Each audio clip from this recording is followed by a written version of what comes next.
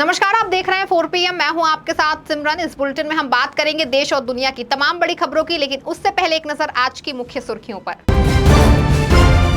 राहुल गांधी का बड़ा बयान, कहा अमेठी से है मेरा 42 साल का रिश्ता, मैं जितना रायबरेली का उतना ही अमेठी का। अमेठी में राहुल अखिलेश ने भरी हुंकार, कहा जनता की प्रगति की नींव है संविधान, इसे बदलने की कोशिश कर रही है भाजपा।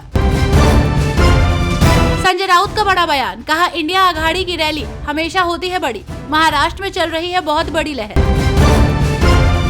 कर्नाटक के उप मुख्यमंत्री शिव कुमार का बड़ा दावा, कहा 300 सीटें जीत रहा है भारतीय गुट, एनडीए को मिल रही है 200 सीटें। राजद सांसद मनोज झा ने अमित शाह पर बोला तीखा हमला, कहा कि देश और संविधान सुरक्षित हाथों में नहीं है। लोकसभा चुनाव को लेकर अमेठी में राहुल गांधी ने जनसभा को संबोधित किया और अमेठी से पहले रिश्ते की बात करते हुए राहुल गांधी ने कहा कि मेरा अमेठी से 42 सालों से रिश्ता है। अमेठी सीट से 2019 का चुनाव हारने के बाद पहली बार राहुल गांधी ने अमेठी के लोगों से अपने रिश्तों पर बात की।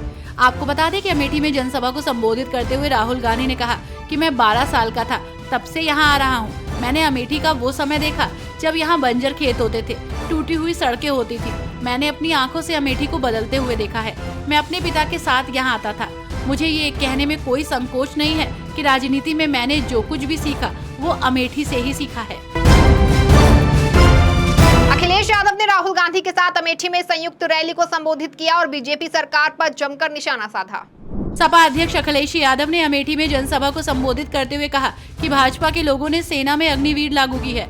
अगर फिर से सत्ता में आ गई तो पुलिस की नौकरी में भी अग्निवीर योजना लागू हो जाएगी, जिसको लेकर उन्होंने जनता से अपील की है कि जब वोट करने जाना तो बेरोजगारी और महंगाई को ध्यान में रखना। वहीं अखिलेश यादव ने दावा करते हुए कहा कि भाजपा संविधान बदलने की साजिश कर रही है। इंडिया गठबंधन इसे कभी सफल नहीं होने देगा। अमेठी में सिलेंडर वाले लोग अब सरेंडर कर रहे हैं। 13 रुपए किलो की चीनी का ख्वाब दिखाया, मीठी चीनी के लिए कड़वा झूठ बोला। एक और एक 11 हो रहे हैं। इससे भारतीय जनता पार्टी वाले 9-2-11 हो रहे हैं। संजय राउत ने पीएम मोदी की रैली को लेकर बड़ा बयान दिया और कहा कि प्रधानमंत्री शिवाजी पार्क में रैली करेंगे और महाविकास अघाड़ी बीकेसी ग्राउंड में चुनावी रैली करेगा।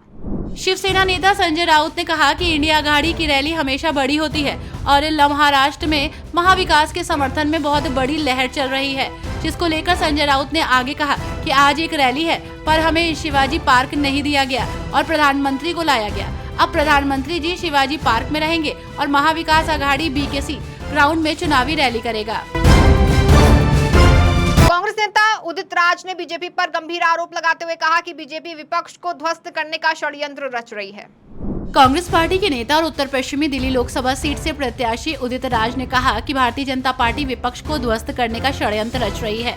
हेमंत सोरेन को जेल में डाल दिया गया, कांग्रेस पार्टी के खाते सील कर दिए गए, चुनाव के दौरान अरविंद केजरीवाल जी को गिरफ्तार किया गया। इसलिए जनता से अपील की जा रही है कि तानाशाही को उखाड़ने के लिए अपना वोट दें। तानाशाह जब तक सत्ता से नहीं जाएंगे तब तक लोग इसी तरह जेल जाते रहेंगे। बीजेपी नेता वीके पांडियन ने केंद्रीय गृह मंत्री अमित शाह के ओडिशा में सरकार बदलने वाले बयान पर जवाब दिया और कहा कि 2019 में भी पीएम मोदी ने ऐसी ही भविष्यवाणी की थी, लेकिन बीजेडी ने सरकार बना ली। बीजेडी नेता वीके पांडियन ने अमित शाह के बयान का जवाब देते हुए कहा कि 2019 के आम चुनाव के दौरान पीएम मोदी ने भविष्यवाणी की थी कि सीएम नवीन बाबू को ओडिशा के लोगों से विदाई मिल रही है और बीजेपी ओडिशा में सरकार बना रही है।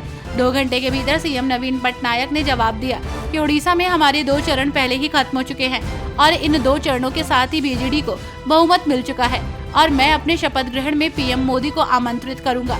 बाद में जब इसका विश्लेषण किया गया तो नवीन बाबू ने जो कहा वो सच था और इस बार भी बीजेपी ओडिशा में सरकार बनाने को लेकर खूब शोर मचा रही है। ये ओडिशा में भाजपा के कैडर और उनके नेताओं के आत्मविश्वास को बढ़ाने के लिए है। आपको बता दें कि 30 में से 30 जिला परिषद जिले हारने के बाद उन्होंने अपना आत्मविश्वास खो दिया है। कर्नाटक के deputy CM DK Shiva Kumar ने बड़ा दावा करते हुए कहा कि भारतीय गुट 300 सीटें जीत रहा है और एनडीए को लगभग 200 सीटें मिलने वाली हैं। लोकसभा चुनाव को लेकर सियासत जोरों पर है। सभी दलों के नेता अपने अपने चुनाव प्रचार में जुटे हुए हैं, जनता को साधने के लिए चुनाव प्रचार करने में जुटे हैं। इस बीच कर्नाटक के उप मुख्यमंत्री डीके शिव कुमार ने दावा किया कि इंडिया गठबंधन 300 सीटें जीतेगा और एनडीए को लगभग 200 सीटें मिलेंगी। हम सामूहिक नेतृत्व में विश्वास रखते हैं। हम चुनाव जीतेंगे और सरकार बनाने और चर्चा करने के लिए एक साथ आएंगे। आरजेडी सांसद मनोज झा ने अमित शाह पर तीखा हमला बोला और दावा करते हुए कहा कि देश और संविधान सुरक्षित हाथों में नहीं है। बिहार के आरजेडी नेता मनोज झा ने गृह मंत्री पर तीखा हमला बोलते हुए दावा किया कि देश और संविधान सुरक्षित हाथों में नहीं है। संविधान को बदलने के उनके पास कई तरीके हैं। गोलवलकर ने बंच ऑफ थॉट्स लिखी थी। क्या उनमें से किसी ने कहा कि हम उस किताब को खारिज करते हैं और हमारा उससे कोई लेना देना नहीं है? इस किताब में संविधान अनुच्छेद 15 और 16 सार्वजनिक रोजगार में आरक्षण के बारे में बात करते हैं। अमित शाह ने कितना सार्वजनिक रोजगार प्रदान किया? 2014 में आप प्रतिवर्ष 2 करोड़ रोजगार लेकर आए थे। अब तक ये 20 करोड़ है, लेकिन आपके पास कोई ब्लूप्रिंट नहीं है। नौकरियां खत्म करने से आरक्षण खुद खत्म हो जाता है। अमित शाह के रवैये के अनुसार उनके हाथ में ना तो देश सुरक्षित है और ना ही संविधान। इंदिरा गांधी के पास 400 लोकसभा सीटें नहीं थी, लेकिन उन्होंने बांग्लादेश बनाया और आप नहीं कर सके। वो साहस रखो। सपा नेता फखरुल हसन चांद ने बीजेपी पर करारा हमला बोला और कहा कि पीएम मोदी अपनी जनता से किए गए वादों को पूरा करने में असफल रहे। समाजवादी पार्टी के नेता फखरुल हसन चांद ने प्रधानमंत्री नरेंद्र मोदी पर हमला बोलते हुए कहा कि देश की जनता से किए गए वादों को प्रधानमंत्री पूरा करने में नाकाम रहे। इसलिए इंडिया गठबंधन ने जनता से जो वादे किए उन्हें पूरा करने का काम भी किया है। इसलिए जनता परिवर्तन चाहती है और वो इंडिया गठबंधन की तरफ बहुत आस और उम्मीद से देख रही है। इंडिया गठबंधन के जितने भी साथी हैं वो अपने अपने प्रदेशों से बीजेपी के लिए बुरी खबर लेकर आ रहे हैं। इसलिए लगता है कि 4 जून को रिजल्ट आएंगे, तभी जनता के अच्छे दिन शुरू होंगे। इस बुलेटिन में फिलहाल बस इतना ही। ऐसी तमाम राजनीतिक खबरों के लिए बने रहें और देखते रहें 4 PM। धन्यवाद।